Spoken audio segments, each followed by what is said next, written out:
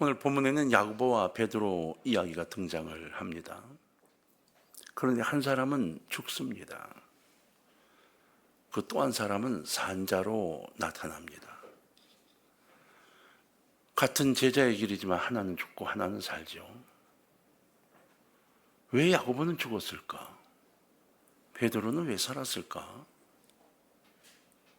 베드로는 기도를 했기 때문에 살았고 야고보는 기도를 하지 않아 죽었을까? 아닙니다. 야고보도 분명히 기도했을 겁니다. 교회가 그들을 위해 기도 분명히 했을 겁니다. 그런데 야고보는 세상을 떠났습니다. 그 이유요? 우린 모릅니다. 우리는 왜 그분이 세상을 떠나야만 해요? 라고 죽게 묻지만 대답이 없습니다. 우린 그 죽음과의 관계된 수많은 고난의 이야기들을 나누기도 하지만 실은 이 땅의 역사는 흘러가면서 그 모든 것들을 다 지워버리죠. 그리고 넓게 길게 보면 그 모든 것들 속에 하나님은 하나님의 계획과 더 나은 섭리 쪽으로 이끌어감을 시대가 지난 후에야 겨우 발견하게 됩니다. 초대교회 박해가 시작이 되었을 때 야고보는 12제자 중에 제일 처음으로 순교하는 순교자가 됩니다. 그러나 같은 위기에 처했던 베드로는 극적으로 구원을 받죠. 이것 대체 왜 이랬을까 하는 질문, 거기에 우리 초점을 맞추기보다 하나님은 어떻게 그들을 통해 역사했는가를 살펴보는 것이 훨씬 더 우리에게 유익이 됩니다. 요한과 그 형제 야고보는 아주 세속적인 야망이 강했던 사람으로 성경에 기록되어 있죠. 마가복음 10장 35절 이하에 보면 주님의 나라가 이루어지는 그날 자기들 주님의 보좌 좌편 우편에 앉게 달라고 예수님에게 정식으로 부탁하는 대목이 나옵니다. 이때 예수님이 그들에게 말씀하시죠. 너희가 나의 마시는 잔을 마시며 나의 받는 세례를 받으려니와. 실은 야고보는 이 말씀대로 되어진 겁니다. 세상적인 출세, 야고보와 요한은 예수님이 메시아로 이 땅의 왕이 되면 좌의정 우의정을 시켜달라고 요청했던 그 요청. 근데 예수님은 아니, 세속적인 성공이 아니라 바로 순교가 더 큰 영광일 수 있어라고 지금 대답하고 계셨던 거예요. 그들 그 말뜻을 몰랐지만 결국 야고보는 그 예수님의 말씀대로 첫 번째 순교자가 됩니다. 야고보의 죽음 이후에 그럼 베드로는 괜찮았는가? 아니요. 베드로에게도 죽음의 위기가 찾아옵니다. 베드로처럼 죽음을 절박하게 느끼게 된 순간에 우리는 대체 어떨까라 한번 생각을 좀 해봤으면 좋겠습니다. 베드로는 이제 살아나갈 방법이 없는 상태가 됐습니다. 자, 본문은 이렇게 시작합니다. 1절부터 보면 그때 헤롯 왕이 손을 들어 교회 중에서 몇 사람을 헤아려 하여 요한의 형제 야고보를 칼로 죽이니 유대인들이 이 일을 기뻐하는 것을 보고 베드로도 잡으려 할새 때는 무교절 기간이라 잡음에 옥에 가두어 이렇게 시작이 됩니다. 결국 베드로도 잡혀서 옥에 갇히게 되었습니다. 야고보의 죽음을 기뻐하는 유대인들을 보고 헤롯은 베드로의 목숨까지 노리게 된 거죠. 그 베드로를 죽이면 유대인들이 더 기뻐할 것으로 생각했습니다. 이제 내리면 사형을 당해야 합니다. 근데 여러분, 이 절박한 상황에서 베드로와 초대교회 교인들의 반응이 어땠는지 이게 우리는 궁금해야만 합니다. 이걸 좀 살펴볼까요? 5절에 보면 기도하고 있는 교인들의 모습을 볼 수 있습니다. 하나님께서는 베드로를 위하여 기적적인 구출의 은혜를 베풀어 주세요. 어떤 경우에도 기도는 승리의 비밀입니다. 기도는 모든 것들의 결론입니다. 왜 우리가 어려움을 겪고 있고 승리하지 못할까? 기도가 없는 겁니다. 정말입니다. 간절함의 기도는 모든 것을 뛰어넘습니다. 정말 주 앞에 매달리는 기도는 모든 것을 결정지어 놓습니다. 그러나 우리는 대강의 기도와 내 삶으로 인한 모든 것들을 끌고 내가 나가기 때문에 하나님의 응답을 받지 못하는 경우인 거죠. 죽음의 상황에서 극적으로 빠져나오는 것도 기도의 응답이지만 죽을 수밖에 없는 상황에서 하나님의 은혜와 하나님의 거룩한 환상을 바라보고 그리스도인답게 그리고 영광스럽게 죽을 수 있는 용기를 얻는 것, 이것도 기도의 응답입니다. 기도는 환경을 바꿀 수 있습니다. 기도에도 불구하고 환경이 달라지지 않을 수도 있어요. 야고보처럼 죽어갈 수도 있습니다. 그러나 분명한 사실은 내가 기도한 그대로는 응답되지 않았다 할지라도 하나님께서 자신의 영광을 위하여 그 더 좋은 방법으로, 더 놀라운 방법으로, 더 놀라운 결과를 위하여 다 그렇게 응답할 때가 더 있을 수 있다는 거죠. 우리가 알고 있는 거예요. 그래서 여러분, 우리는 뭘 가져야 하는가? 바로 간절히 기도하면 승리가 온다는 사실을 믿는 겁니다. 우린 이것을 일반적으로 신뢰라 표현합니다. 우린 믿음이라는 단어가 훨씬 더 가까이 와닿죠. 베드로는요, 죽음의 위기 앞에서도 하나님을 굳게 믿고 있었어요. 본문을 잘 보세요. 보면 베드로는 감옥에 갇혔습니다. 내일이면 죽어야 하는 상황이에요. 네 부대로 나눠 지금 지키고 있습니다. 베드로를 어떻게 탈옥시킬까 봐 지키고 있어요. 그런데 그 가운데 이제 내가 죽게 될 것을 알고 있는 겁니다. 근데 성경은 뭐라고 얘기했나요? 6절을 보십시오. 헤롯이 잡아내려고 하는 그 전날 밤에, 헤롯이 죽이려고 하는 그 전날 밤에 베드로가 두 군인들 틈에서 두 쇠사슬에 매여 누워 자는데 군인들이 양쪽으로 베드로를 붙잡아 놓고 어떻게 꼼짝도 못하게 쇠사슬로 묶어 놓고 있는 겁니다. 그런데 파수꾼들이 문 밖에서 옥을 지켰다 이렇게 되어 있습니다. 베드로를 가운데 놓고 두 사람이 바로 붙어 지키고 옥 문 밖에 문을 잠가 놓고 지키고 있었다 이렇게 설명했어요. 근데 지금 베드로는 어떻게 하고 있는지 아세요? 내일 죽는 거예요. 죽는다고 결정이 된 거예요. 그런데 그 상황 속에서 잠을 자고 있다는 겁니다. 우리는 어떨까요? 저나 여러분 어떨까요? 잠이 올까요? 베드로는 잤어요. 잤다는 거예요. 어떻게 그럴 수 있죠? 하나님을 절대로 믿는 사람이 아니고는 그런 상황에 잠을 잘 수가 없는 거예요. 그러니까 베드로는 정말 믿음이 있던 사람이었던 거죠. 여러분, 베드로가 괜히 감정적이었던 건 아시죠?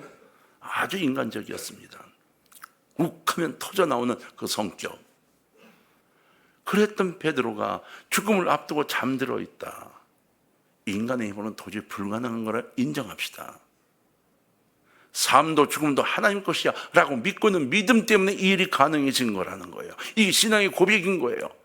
나의 삶 전체가 주님의 거야. 이 고백을 하고 나니까 죽든지 살든지 아무 상관이 없어지게 된 거예요.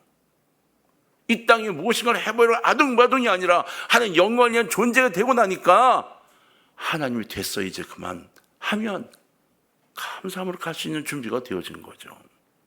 그래서 모든 것을 하나님께 맡길 수가 있었던 겁니다.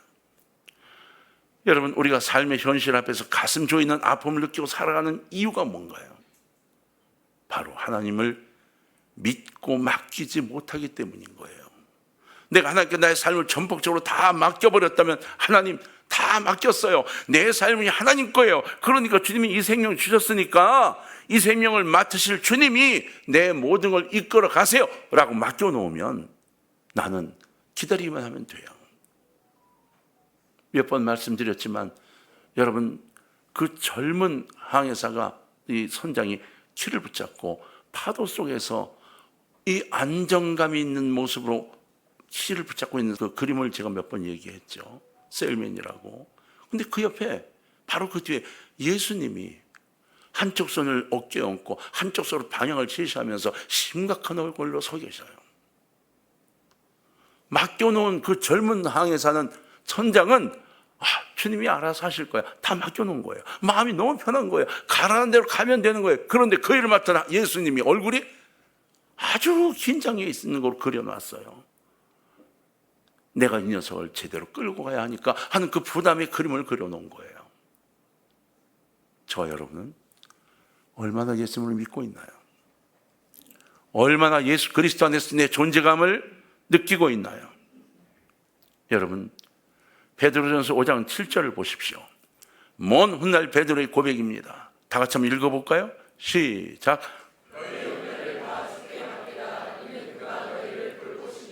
아멘. 너희 염려를 다 주께 맡겨버리라. 이는 저가 너희를 뭐하심이라?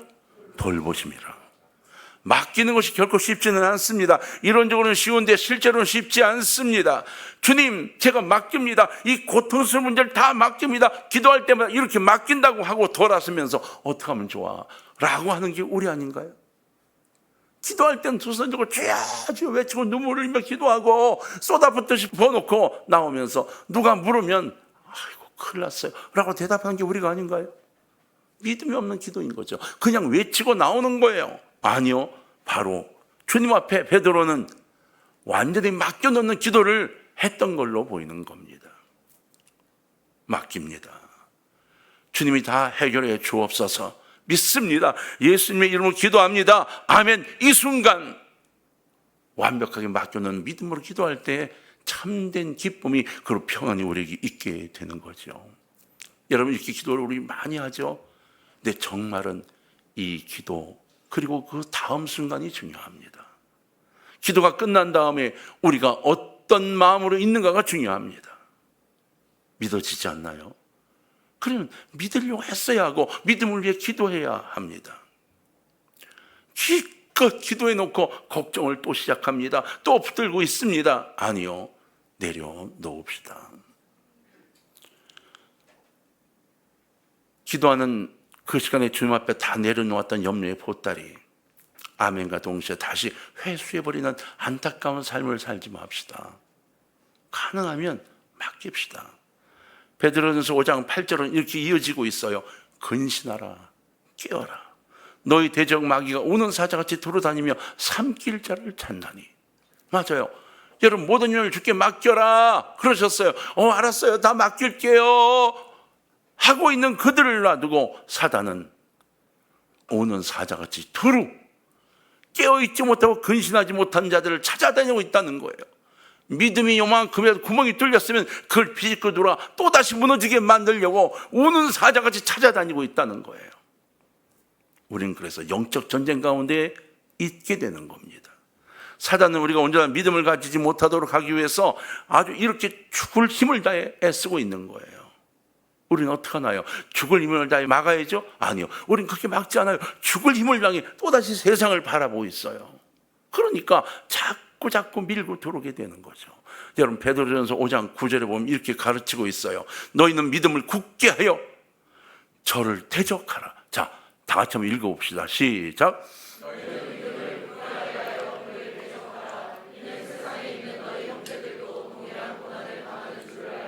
아멘. 누구나 할 것 없이 다 동일한 고난을 겪고 내 고난만 큰 거야, 나만 힘들어. 아니요, 그 고난을 내가 만들어내는 거고요. 그 고난을 누구든 다 겪어요. 다 힘든 것 같지만 아니에요, 다 겪고 살아요. 그런데 믿음을 굳게 하라고 베드로는 요청하면서 누구를 대적해라? 마귀를 대적해라. 이는 세상에 있는 너희 형제들도 동일한 고난을 당하는 줄을 알미라. 여러분, 그래서 우리는 믿음을 굳게 세우는 것만이 아니라 예수 그리스도의 이름으로 명령하는 명령이 필요해지기 시작을 하는 겁니다. 믿음을 갖고 예수 그리스도의 이름으로 악한 마귀를 제어하고 쫓는 믿음의 기도가 필요하게 되는 거고, 나 혼자만이 아니라 함께 손잡고 나가는 기도가 필요하게 되는 거죠. 우리는 이 말씀 속에서 믿음의 중요성을 알게 됩니다. 죽음을 절박하게 느끼는 순간, 아니 고난의 전장에 설 때마다 여러분은 어떻게 하시나요? 기도하시나요? 그리고 기도하는 대상인 하나님을 정말로 믿고 계시나요? 하나님께서 나를 책임지실 거다, 최선을 다해 주실 거야, 내가 죽는 것도 하나님 뜻이면 죽지 뭐, 이렇게 생각을 하시나요? 아니면 내 뜻대로 해달라고 계속 요청하느라고 하나님 뜻은 기억도 하지 않나요? 그러지 맙시다. 제발 그리스도인의 삶다운 삶으로 돌아옵시다. 베드로 같은 모습으로 돌아와 봅시다. 그때 우리의 삶은 완벽하게 승리의 삶으로 이어지게 됩니다. 오 하나님, 내가 하나님을 믿습니다.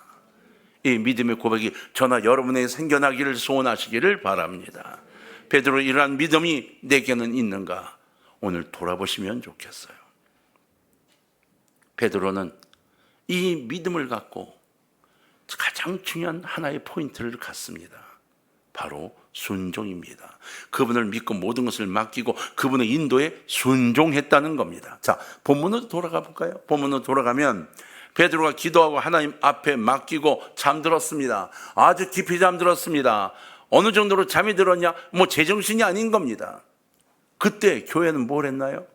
바로 기도했습니다. 그 주의 사자가 잠들어 있는 베드로를 찾아왔습니다.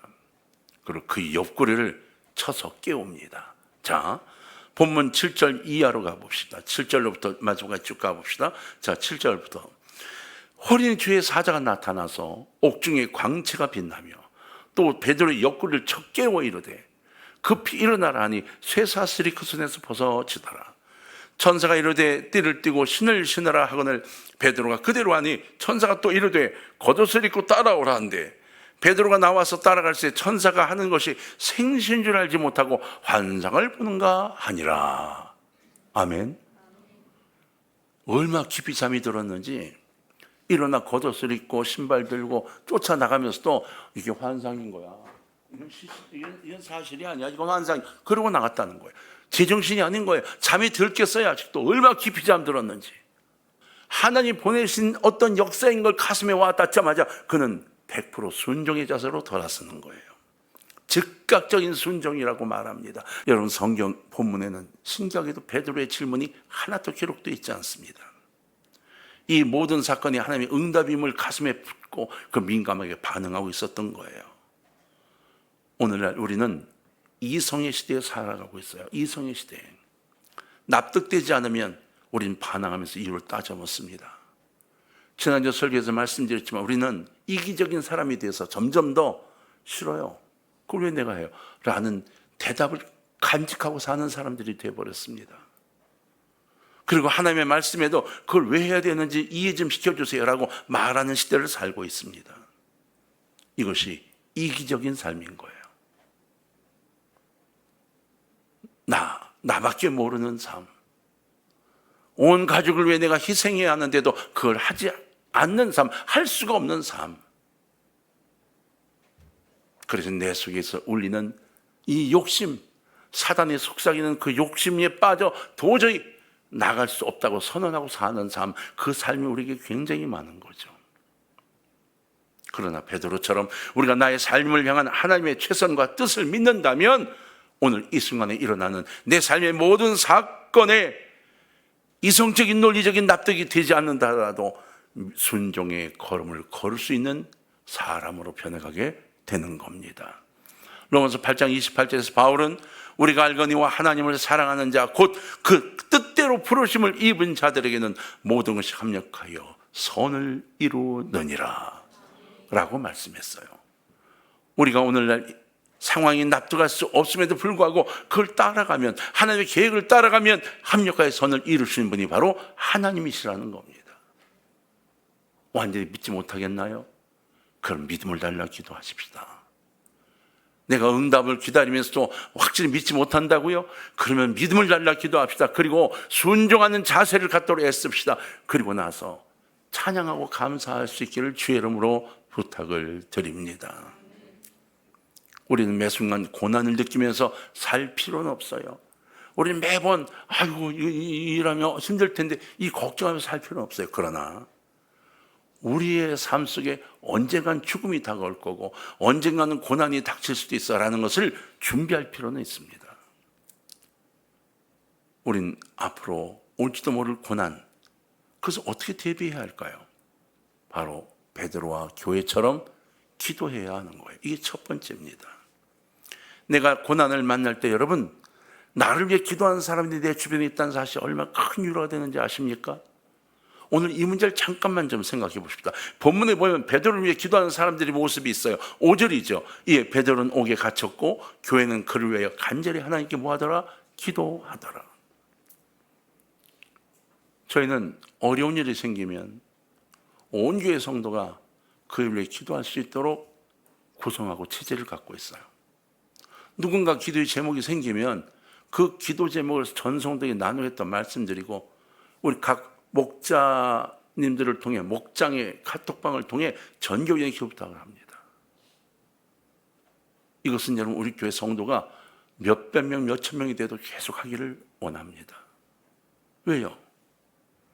고난을 만날 때 나를 위해 기도해 주는 사람들이 있다는 것만도 마음의 위로가 되지만 그 사람들의 기도가 내 삶을 변화시키고 응답으로 바뀔 것이기 때문입니다. 이분을 위해 저 기도해 주세요라고 부탁을 할 때 이 부탁이 여러분께 갈 때 여러분은 어떻게 하나요? 카톡방에 누굴 위해 기도하러 부탁이 떴습니다. 여러분은 어떻게 하시나요? 바쁘다고 그냥 지나가시나요? 아니면 잠깐이라도 기도하시나요? 기도해 주셔야 합니다. 왠지 아십니까? 이것은 품앗입니다. 여러분, 내가 심는 대로 거둬요. 내가 기도해 주는 것만큼 누군가 나를 위해 기도하게 될 것이라는 거예요.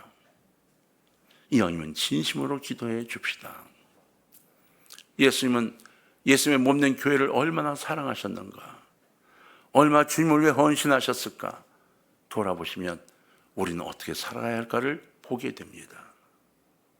여러분, 교회에 꼭 필요한 사람, 교회에 정말로 최선을 다하는 사람이 고난을 당하잖아요.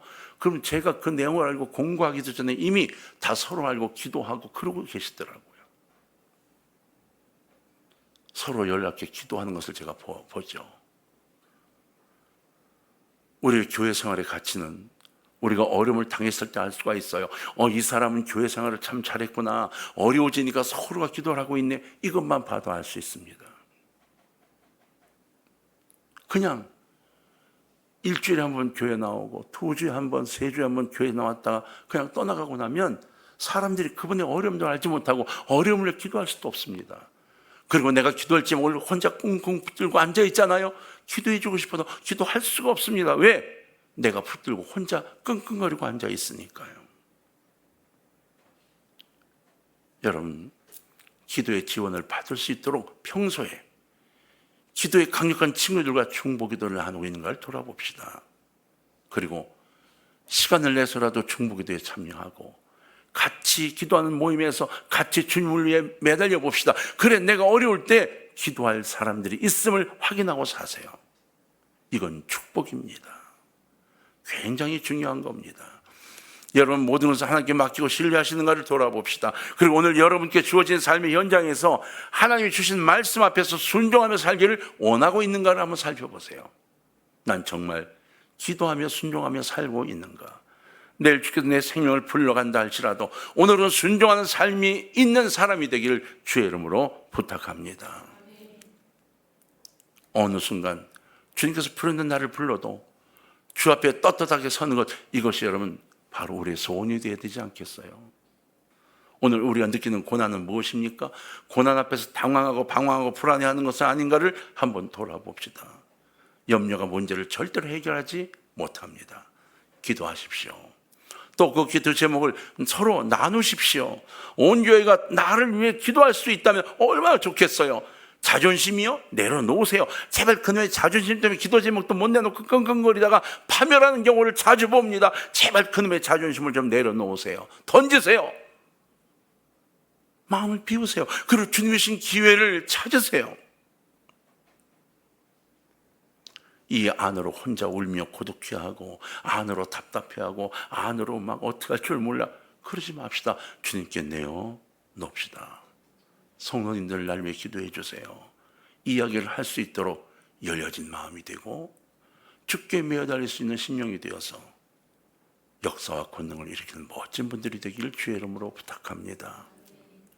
8월을 보내고 있어요. 이곳저곳에서 어려운 나라의 현실을 듣게 되곤 합니다. 정치와 경제가 불확실해지고 있는 이 시대에 우리의 삶도 불확실성을 갖고 있는 시대예요. 그래서 오늘 이렇게 부탁해요. 여러분, 내려놓고 하나님께 여러분 가정과 가족을 위해 기도하시고 나라와 민족을 위해 꼭 기도해 주시기를 부탁합니다. 오 주님, 내게 주어진 나머지 인생을 참으로 하나님의 뜻을 따라 살아갈 수 있게 하시고 이 나라와 민족을 지켜 주옵소서. 이것이 여러분 제발 남은 이 8월달의 기도가 되기를 주의 이름으로 부탁합니다.